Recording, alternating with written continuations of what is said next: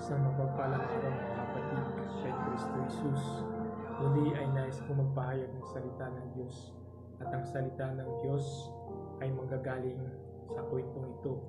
Nais kong mag-umpisa sa isang kwento.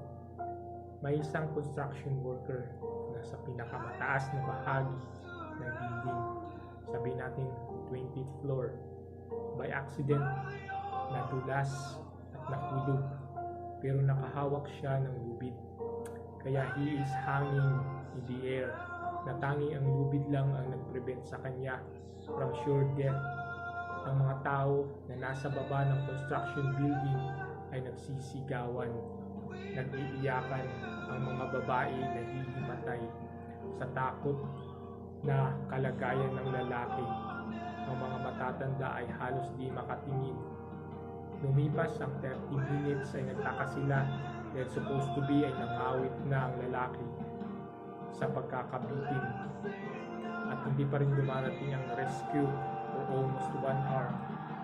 Pero sabi nila, tibay ng lalaki dahil di talaga bumitiw sa paghawak sa lubid. Nang ma-rescue na ang lalaki on the suspended in the air, ay tinanong nila kung anong motivation niya para di bumitiw sa paghawak ng lubid. Sabi ng lalaki, tama kayo, hindi ko kayang mag-hang on just holding on the rope for an hour na nakasuspend sa air. Pinali ko ang katawan ko sa lubid para kahit gaano katagal ang rescuer na dumating ay hindi ako makawit.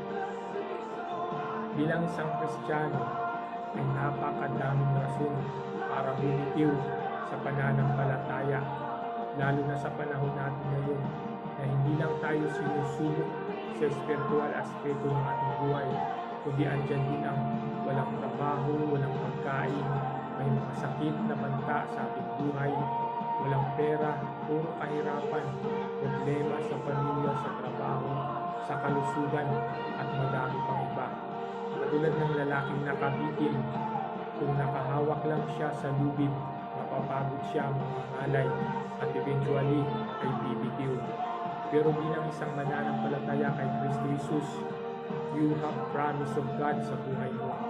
Andiyan ang sabi sa Isaiah chapter 41 verse 10, fear not, for I am with you. Be not dismayed, for I am your God. I will strengthen you. I will help you. I will uphold you with my righteous right hand. At sa pag-promise ng Diyos sa Philippians chapter 4 verse 19, my God will supply every need of yours according to His riches in glory in Christ Jesus. Another promise sa 2 Corinthians chapter 9 verse 8, sabi, God is able to make all grace abound to you, so that having all sufficiency in all things at all times, you may abound in every good works. Isa pang promise, mababasa natin sa Hebrew chapter 13 verse 5 to 6, I will never leave you nor forsake you. So you can confidently say, the Lord is my helper. I will not fear what man can do to me. Another promise na mabasa natin sa Psalm 84 verse 11, the Lord God is a sun and shield. The Lord bestow favor and honor. No good things does He withhold from those who walk upright. Another promise na mabasa natin sa Romans 8 verse 32, He who did not spare His own Son but gave Him up for us all, how will He not also with Him graciously give us all things? Another promise is Psalm 23 verse 6, surely goodness and mercy shall follow me all the days of my life. And James chapter 4 verse 7, resist the devil and he will flee from you. And isa pa, 2 Corinthians chapter 12 verse 9, my grace is sufficient for you, for my power is made perfect in weakness. And last, sabi natin para maging saktong, mabasa natin sa Psalm chapter 15 verse 15, call upon me in the day of trouble, I will deliver you, and you shall glorify me. Ilan lamang ito sa kanyang mga pangako sa mga mananampalataya. If we can bind ourselves to God's promise, have faith on Him, just like what this man did, tying himself to the rope, and enjoy the scenery above. For it is not by our might nor by our power, but by trusting God's might and power to fight and overcome the world. For the battles belongs to our God. So what is faith or pananampalataya? Sabi, mababasa natin sa Bible, ngayon ang pananampalataya ay siyang kapanatagan sa mga bagay na hinihintay, ang katunayan ng mga bagay na hindi nakikita. Back to our story. Ang mga walang pananampalataya ay katulad sa mga taong na nasa baba na nakatingin lamang sa sitwasyon ng taong nakalampitin sa lubid. They are worried, hopeless, troubled, giving up, and weak. But a man of faith is like that man, even hanging on between life and death, tied himself to the rope and trusted the rope to keep him safe and alive.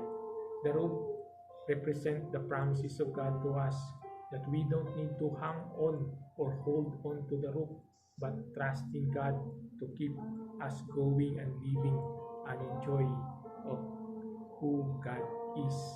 For He is the great I am. He is Jehovah Elohim, eternal creator. He is Jehovah Adonai, the Lord our sovereign master. He is Jehovah Jireh, the Lord that will provide. He is Jehovah Nisi, the Lord of our banner. Jehovah Rapha, the Lord our healer. Jehovah Shalom, the Lord of peace. Jehovah Sikenu, the Lord of righteousness. Jehovah Makadish, the Lord our sanctifier. Jehovah Sabaoth, the Lord of hosts.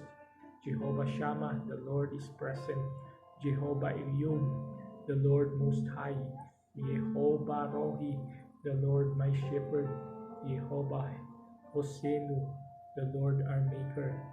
Jehovah Eloheka, the Lord thy God. Jehovah Elohim, the Lord my God.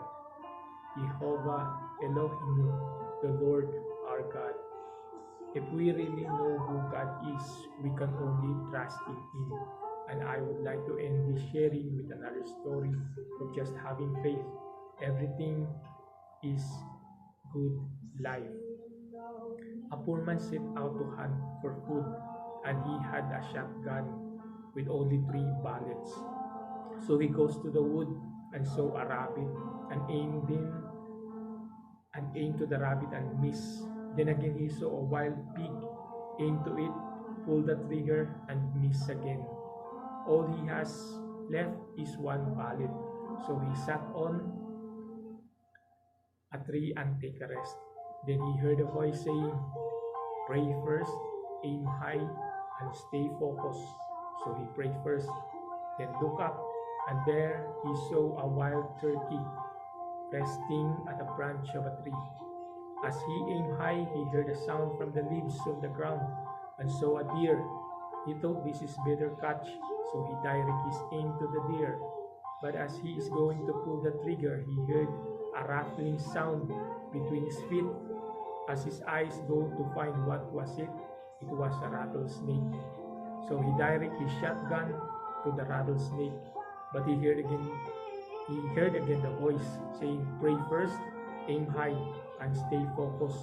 So by faith, he aimed high to the wild turkey and pulled the trigger of the shotgun. Hit the wild turkey, the bullet passed through the hard tree and bounced toward the deer, and also killed the deer.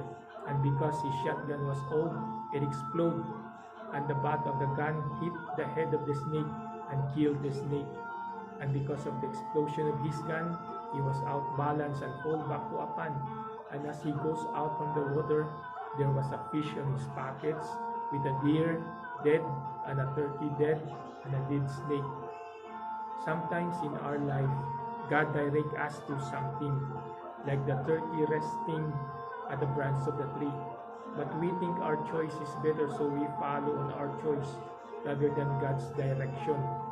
Then the rattlesnake are distraction, problems in life, troubles that will also take our focus to God's leading. But if by faith we follow God, everything goes perfect.